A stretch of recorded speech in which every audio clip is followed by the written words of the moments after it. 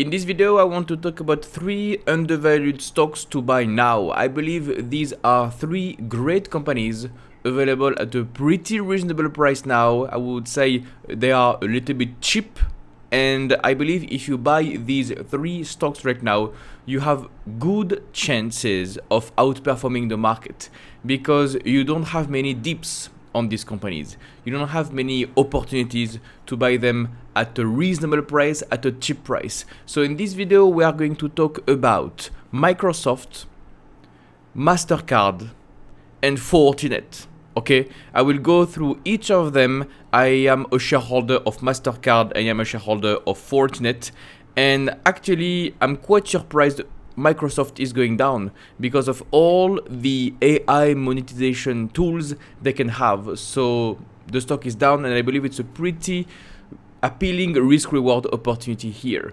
In case this is your first video from this channel, welcome. My name is Christophe Noor. We are a channel of stock pickers. I've been investing in the stock market for almost a decade now, and I have achieved a performance of roughly 25% per year. And this is my sweet spot, right?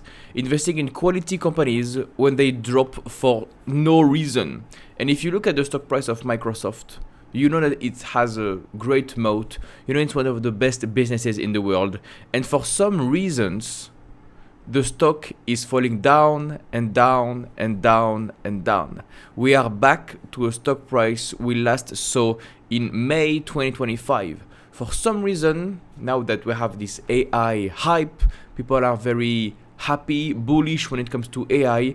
Microsoft is going down because Microsoft is a software company. So you have some inflows of money because of AI and outflows of money for all the software companies, which means for some reason you have institutional selling pressures on Microsoft.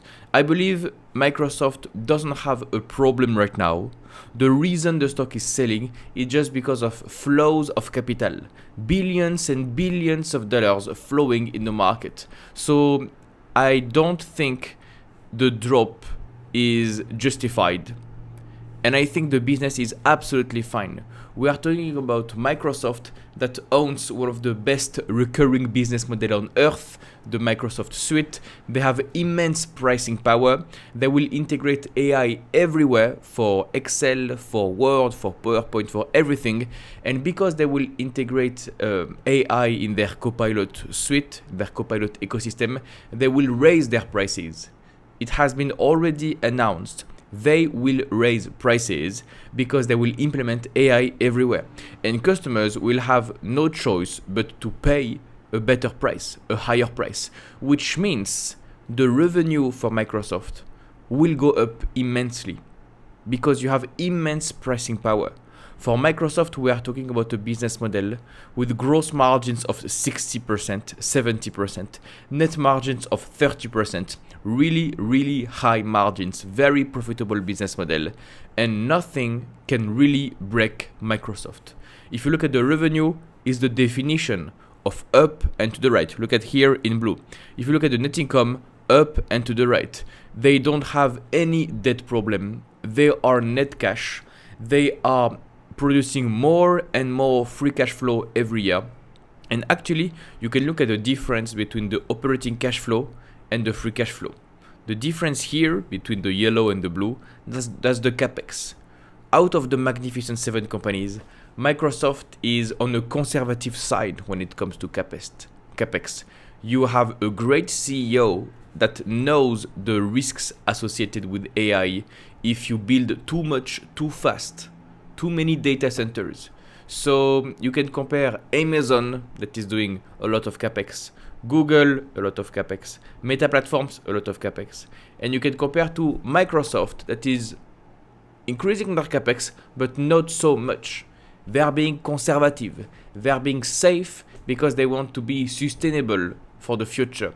So out of the Magnificent 7 companies, out of the best companies in the world, Microsoft is on the conservative side.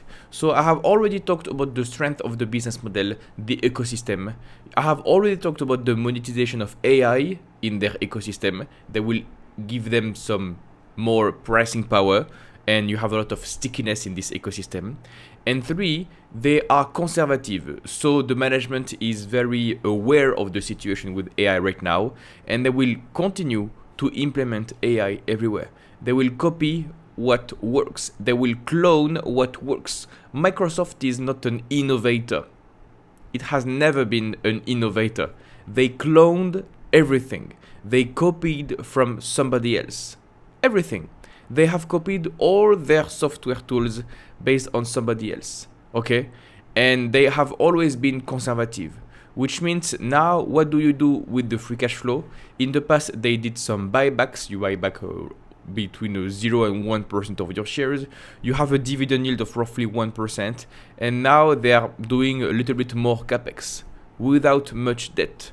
We are talking about a business with a ROIC, return on invested capital, above 20%. So a very efficient business model. And for some reasons, the stock is dropping, as I told you at the beginning of the video. So for some reasons, the PE ratio is now at 30. The forward PE ratio is not at 28. I would say for the quality of the business model, having a forward PE ratio of 28 is pretty fair value. So I would say maybe even a little bit cheap, a little bit undervalued. So we are talking about one of the best businesses in the world, who is one of the best management teams in the world, a little bit undervalued. I think Microsoft is a pretty compelling opportunity here.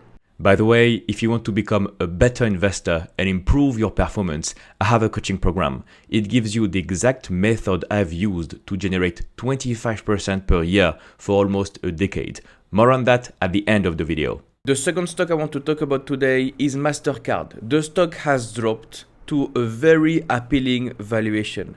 I bought the dip very recently for Mastercard. I believe this is one of the best quality companies we have on earth.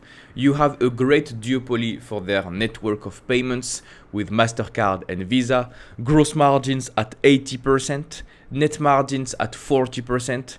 You have a business model that is almost perfect. Revenue is up and to the right, net income is up and to the right, free cash flow is up and to the right. They don't have any debt problem. You have net debt of $10 billion. And every year they generate more than $10 billion. So in 1 year they can pay off their debt. There is no problem whatsoever. So instead of paying off their debt, what do they do with their cash? They do buybacks every year. They pay a small dividends of 0.5%. And they just enjoy their moat, their competitive position. Now the stock has dropped and the valuation has become quite interesting given the moat of the business model. The PE ratio is 34, the forward PE ratio is 28, almost the same valuation as Microsoft, but we are talking about an extremely well-run company that almost nothing can disrupt. The PE ratio for this business, look at this. This is your PE ratio. You can look at the price to free cash flow. This would be very, very similar. You have the blue line and the yellow and the red line almost the same. You can see we are back to fair value. In 2021, this ratio, the PE ratio, was 60. And now we are dropping roughly 30. So you had a huge re-rating for this business model. The valuation got cut in half. And I believe now you can look at the PE ratio back to fair value. You can look at the price to free cash flow, even cheaper if you look at this, depending on the small adjustments you have on a free cash flow basis. Anyway, what I want to say is I bought the dip very recently at a price of $540. So literally, I am biased. Be careful about what I say. Do your own research, guys. But I believe Mastercard has one of the best risk-reward opportunities today. You can buy a business at a reasonable valuation for a business that will grow roughly 10-15% per year for a very long period of time. And you don't have risks of execution like you can have, for example, for Microsoft, because the business model will not change. You have two segments, cards and value-added services. They've been the same segments for years and years and years. Mastercard will not make a stupid acquisitions. Mastercard will not diversify its business model. Literally, two segments, they are working. I can show you here on Fiscal AI By the way, you can use my link in the description to use Fiscal AI with a discount. It will get 15% cheaper if you use my discount code in the description. I believe this is one of the best websites you can have right now. This is the payment network, and this is your value added services revenue. Look at the two revenues in red: cards, payment networks, and blue you have the data segment. Two segments that are growing double digits, 15% for the red, 20% for the blue. And in terms of importance, because the value added segment is growing faster, actually the value added services segment is increasing in importance. Now Mastercard is generating revenue 60% because of their payment network and 40% because of data. And I believe with their blue line, the data segment, they have a great moat too. So for a sustained period of time, like for the next 5 years, 10 years, you can be pretty sure that Mastercard will be here, that Mastercard will generate more revenue, more net income, more free cash flow, and they will continue to be more important. And all this free cash flow will reward shareholders. Mastercard is a very shareholder-friendly company. Most of the free cash flow is used to do buybacks. So they reward shareholders. They increase the earnings per share, the free cash flow per share, and you can get this beautiful company at a really fair price today. Now the stock has dropped because of worries, because of a new law. And I believe this is short term. This is a beautiful opportunity to buy the dip if you believe in the long term of Mastercard. I know what people will say. What do you think of the new laws that will be maybe passed? Trump is attacking Visa and Mastercard because he wants to cap the interest rate to 10%, and then they want to cap the swipe fees. I would say to all these people, you can do due diligence, the track record of these laws. This is not the first time this is not the first time the government tries to attack Visa and Mastercard. They've done the same thing in 2010, and Mastercard beautifully pivoted.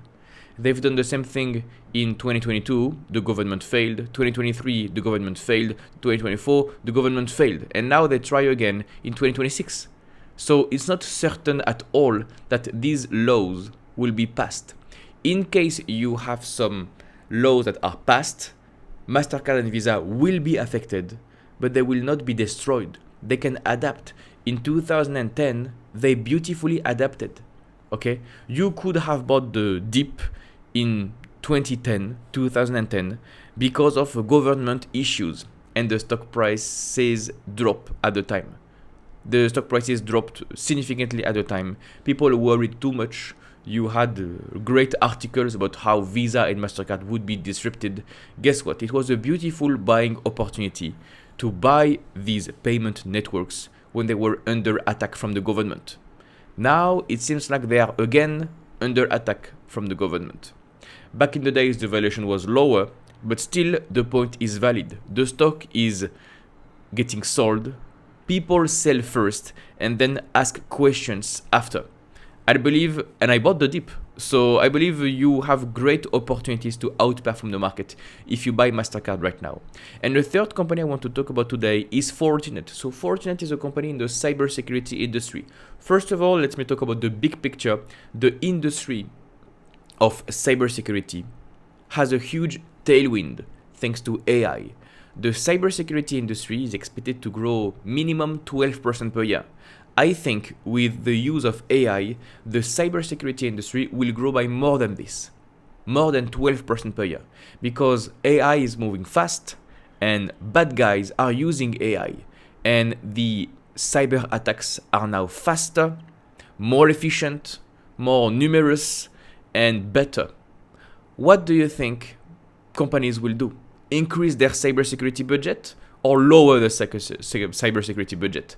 I think this trend will accelerate. So in the future, the cybersecurity industry is maybe one of the best industries you can invest in for the next 5 years, 10 years. you have almost for certainty an industry that will grow immensely. And out of all the cybersecurity companies, where do you want to invest? You can invest in Palo Alto Networks, but their strategy is about acquisitions. You can invest in CrowdStrike. It's about software, AI, but the valuation is absolutely crazy. You can invest in Zscaler, that is struggling to become profitable. You can invest in Checkpoint Software, but you have absolutely no growth. You can invest in Rubrik, but this is a young business that is struggling to become profitable right now, but great niche. Or you can invest in Fortinet, that has been profitable for 2 decades, since IPO in 2009. You can invest in Fortinet with insider ownership. The founders are still the CEOs and the CTO, and they own 15% of the company. You can invest in Fortinet that is growing a little bit above the market. So if the cybersecurity industry is growing 12% per year, Fortinet has always done better than the market. You can invest in Fortinet that is known for stickiness, moat, efficiency, great value for price. And the margins for Fortinet, gross margins 80%, net margins 30%. We are talking about margins like software companies. We are talking about revenue that is up and to the right, free cash flow up and to the right, same thing. And they don't have any debt, almost no debt. They are net cash. And the stock has dropped recently.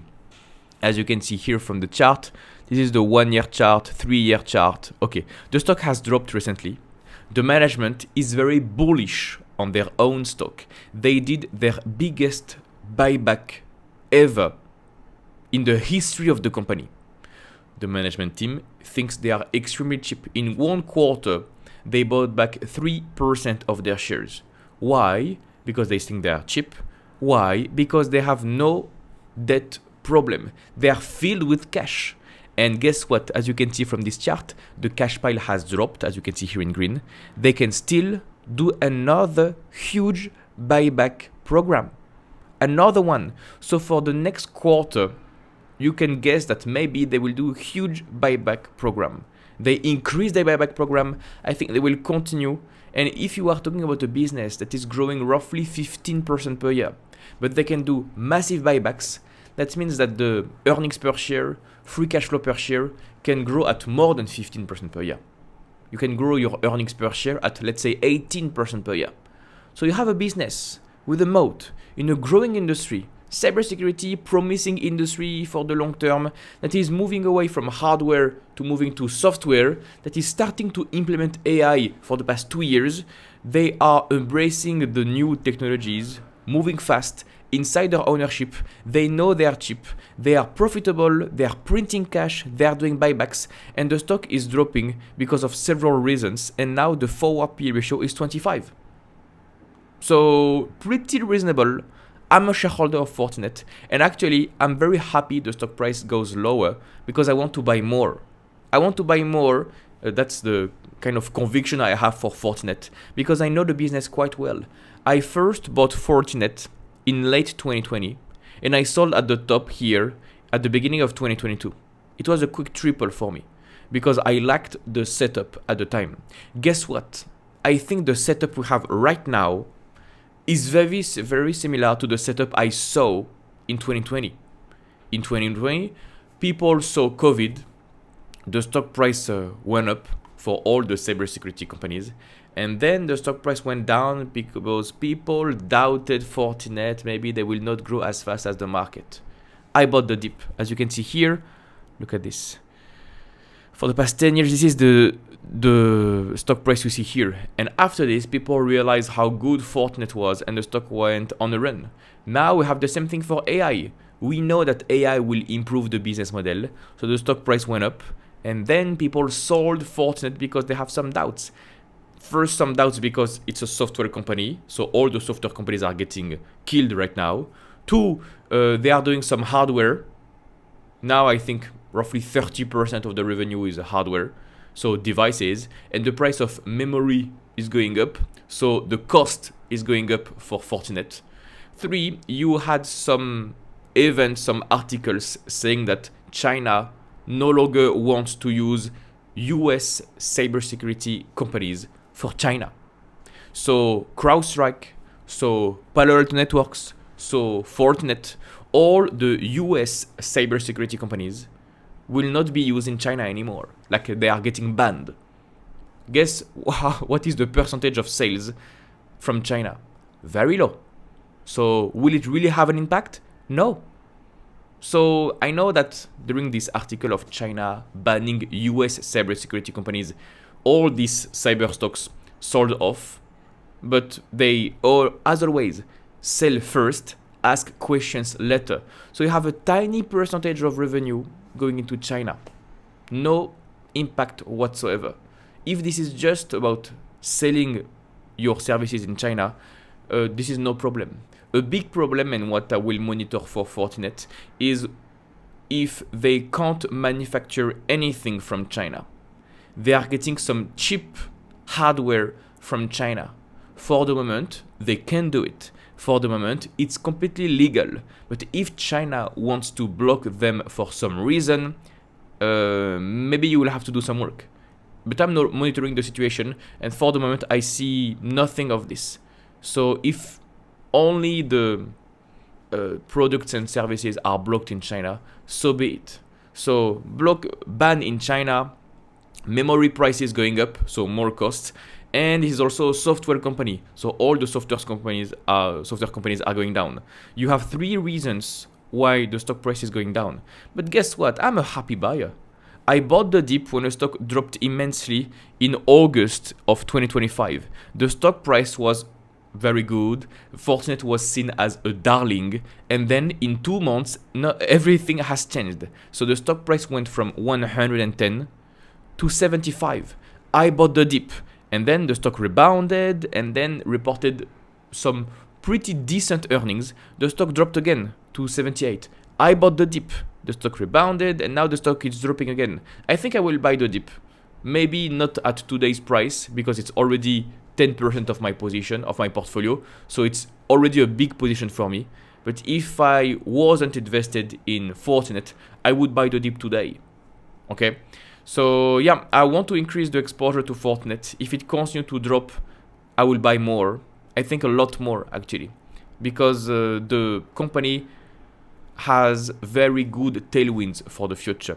So now you have it. Microsoft, Mastercard, Fortinet, 3 stocks to buy now. If you like this content and you want to go deeper, I have a coaching program. In this program, you will learn the strategy I use to outperform the market. You will learn how to find winning opportunities. You will learn how to properly value stocks, when to buy, when to sell, so that you can build a strong portfolio with great companies. Additionally, inside the program, you will have access to an exclusive community of like-minded investors, and you will also have access to my personalized guidance to reach your investing goals. Click the first link in the description to get more information. You will get a short video that explains how everything works, completely for free. No need for your email address, just click the first link in the description and I'll see you on the other side.